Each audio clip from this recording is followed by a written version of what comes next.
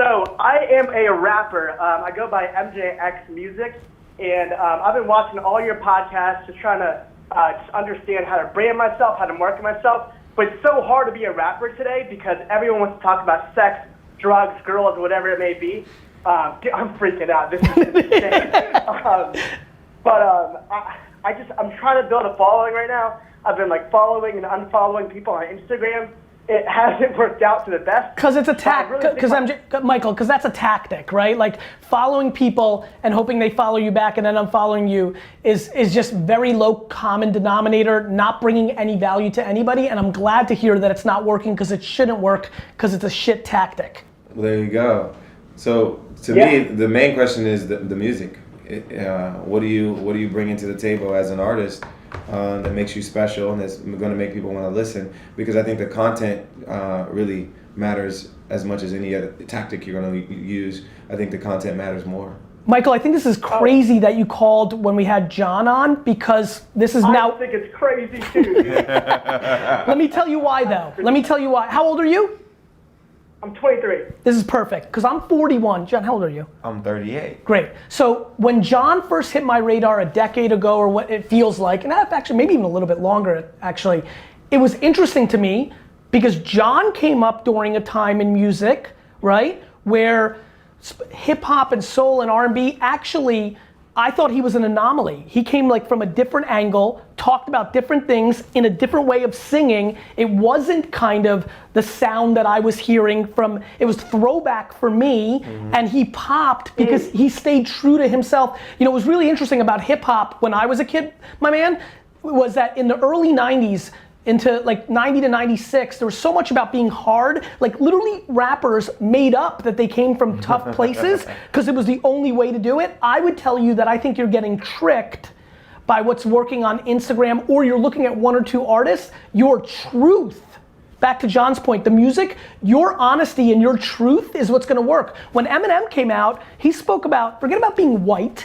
and being from the hood, he spoke about depression, issues with his mom. Family issues, yeah. It was super authentic, and honesty is what sells rap to me. I'm always connecting more with artists who speak their truth and do it like in a way that's musically dope and in a way that feels like you feel the urgency and a sense of like power and truth coming from them. And if you give us that, then we're gonna like what you do.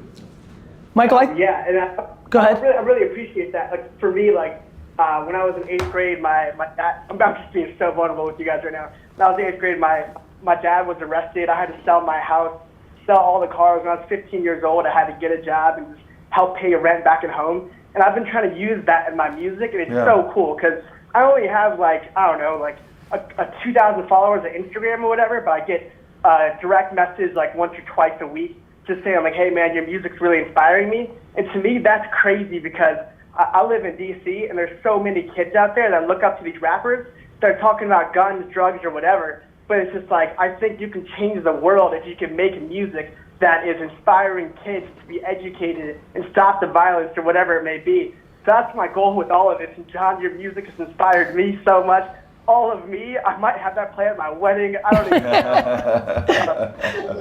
know. Michael, listen, I think you're barking up the right tree. Here's what I would say. Don't get impatient and don't get frustrated.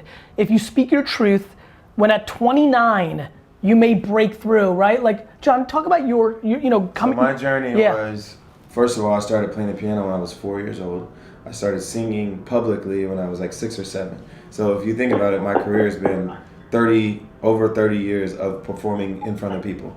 I was doing it at church, I was doing it at school, and by the time I got to college, I went there at 16, and I was singing an a cappella group, and I was also directing a church choir.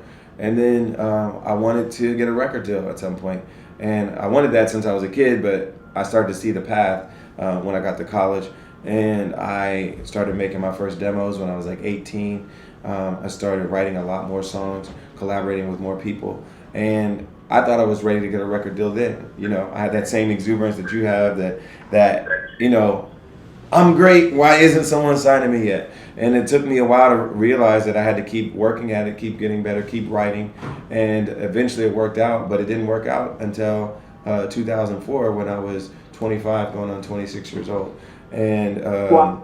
so it's a process, and you have to be persistent, and you have to take constructive criticism, and you have to realize that even when people say no, that shouldn't discourage you from keeping going and working. Did your nose, did they excite you? I mean, everybody's different. The reason I'm asking you that, like, I love no. They were like, frustrating, but wasn't it like, was it fuck you, I'm gonna win anyway? it wasn't an active fuck you. Yeah. It was more like it was more like I believed I could prove them wrong. Mm-hmm. But it also made me think, well, what do I need to do to improve myself? Because I think you can't just think you know everything already and you're already great at everything already. sure. Especially at your age, like. There's a lot of things you gotta get better at, and if you're getting criticism, maybe some of these people are right. Maybe they're not all right, but maybe some of them are right. And that doesn't mean stop. That means work even harder and get even better. Michael, for you and everybody who's watching, the key is self-awareness and doing it your way. For me, it was really fuck you. It was. It was just, it was my way. I was talking about selling stuff on the internet in the mid-90s, and it was hard for people to buy in. Other people, it's, okay, I'm gonna prove you wrong, but what did I just hear from you that could build on? I would say one of my weaknesses is I don't take the constructive criticism and factor it in enough. I'd rather run through the wall and figure it out for myself, but that's because I know me and you know you. And so I would say, Michael, you gotta take different pieces, but patience and knowing yourself are two absolute fundamental formulas for this tough game. Thanks for calling, man. I love it. Thank you, brother. Real quick, Gary, can I ask you one last question? Go ahead. So, one thing for John. John, I've never talked to someone like this before in my life, so I'm just gonna throw it out there. If I make a dope track, would you consider singing on it? Who, me or John? It's gotta be really dope. Like the dopest of dope. We're hanging up after that. Thanks, Michael. All right.